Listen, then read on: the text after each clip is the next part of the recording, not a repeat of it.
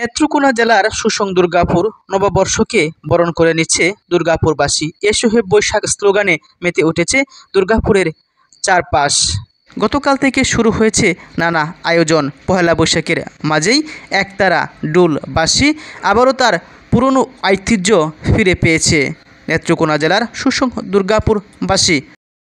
গরুর গাড়ি ঘোড়ার গাড়ি চড়ে শোভাযাত্রাকে বরণ করে নিয়েছে। বাঙালির প্রাণের উৎসব পহেলা বৈশাখ উপলক্ষ নেত্রকোনা জেলার সুসং দুর্গাপুর বর্ণাঢ্য শোভাযাত্রা অনুষ্ঠিত হয়েছে।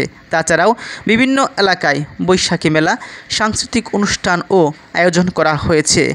এবারের আয়োজনে রয়েছে ফতুয়া, লুঙ্গি, গামছা, গ্রামীণ পোশাক পরিধান করেই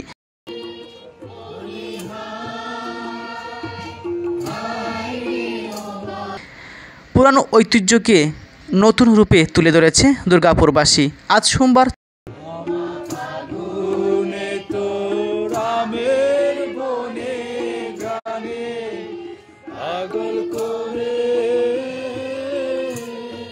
পুরো শহরের চারদিকে আমার সোনার বাংলা জাতীয় সঙ্গীত পরিবেশনের মাধ্যমে মুখরিত করে ফেস্টুন, মুখোশ, বাংলার ঐতিহ্যবাহী অনুষঙ্গ নিয়ে অংশগ্রহণ করেন বিভিন্ন পেশা শ্রেণীর মানুষ।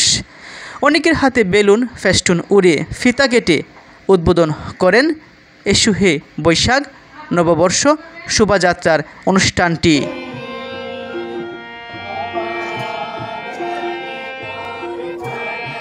পঞ্জিকার ইতিহাস বেশ পুরনো হলেও বাংলার নববর্ষ উদযাপন বা পহেলা বৈশাখ সাধারণ উৎসবে পরিণত হওয়ার ঘটনা তুলনামূলকভাবে নতুন। পাকিস্তান আমলে 1967 সালে ছায়ানট রমনা বটমূলে পয়লা বৈশাখ উদযাপন শুরুর পর স্বাধীন বাংলাদেশে তা আরও বিকশিত হয়। তবে এই অঞ্চলে পয়লা বৈশাখ উদযাপনের ইতিহাস আরও অনেক পুরানো। যতদূর জানা যায় এখানে পহেলা বৈশাখের প্রথম অনুষ্ঠান হয়েছিল 1951 সালে। বলছিলাম রমনা বটমূল প্রসঙ্গে। এই দিনটি উপলক্ষে সারা দেশেই নানা আয়োজনে জাঁকজমকপূর্ণ পরিবেশেই উদযাপিত হচ্ছে নববর্ষ শোভাযাত্রা।